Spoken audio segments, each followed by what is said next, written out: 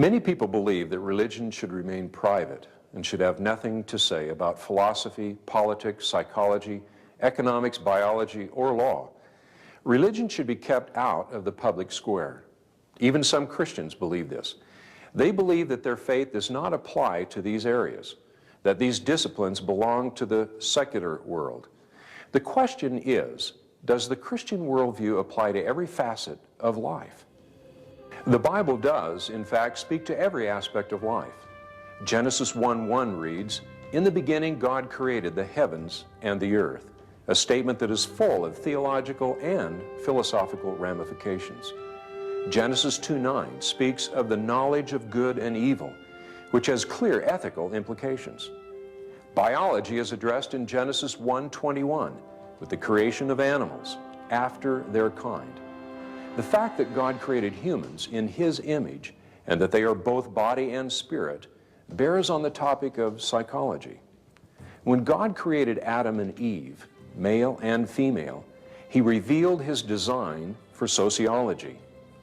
Genesis 9:6 declares the consequences that should apply to someone who sheds the blood of man, which concerns both politics and law. Jesus is claimed to be the Alpha and Omega, the beginning and the end, directly addresses the Christian view of history.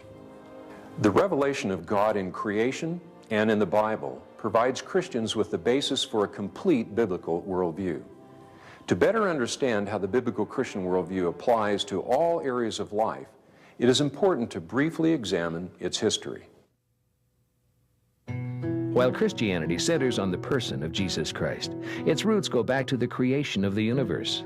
In the beginning, God created all things. He created the world, the heavens, and human beings in His own image. They were given the choice between obeying their Creator or rejecting His good provisions. Tragically, they rejected God, and sin spread to every human being, bringing corruption to all of creation. Before the fall into sin, man enjoyed an intimate relationship with God. But because of their sin, human beings needed to be reconciled to God. The Old Testament records God's relentless pursuit of those made in His image. From the deliverance of Noah and his family in the ark to His covenant with Abraham and his descendants, God was renewing His relationship with His image bearers. God declared good news to Abraham, promising that through him all the nations of earth would be blessed. But the descendants of Abraham found themselves under the oppressive domination of Egypt. God, faithful to His promises, raised up Moses to be their deliverer, ushering them from the land of slavery and taking them toward the promised land. Though greatly blessed by God in the land of promise, the people's hearts were hardened, and they eventually fell under the oppressive rule of the nations. They cried for a new deliverer. They cried out for the Messiah. Christians believe that the Messiah did come. His name is Jesus. His role, however, was very different than expected. Rather than seeking merely to deliver Israel from the oppression of Rome, He sought to redeem them from the bondage of sin. He came in fulfillment of God's promise to Abraham. He came to redeem all the nations of the earth. After His crucifixion and resurrection, Jesus commissioned His followers to take the good news, the gospel of Jesus Christ, throughout the entire world, thus making disciples of all the nations. In the centuries following Jesus' life, Christianity spread to all parts of the world. Today, Christian missionaries, bearers of the good news, cover the globe, declaring the way for people to be reconciled with their Creator. Despite intense persecution in certain quarters, Christianity persists. And even though the church has divided many times throughout its history, it continues to proclaim that Jesus is Lord of all.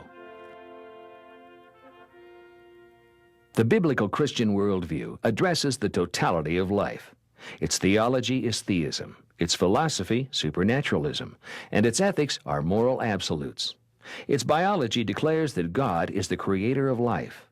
Its psychology focuses on the spiritual life of people, the relationship between their body, mind, and spirit. And its sociology distinguishes between the fundamental roles of the home, the church, and the state.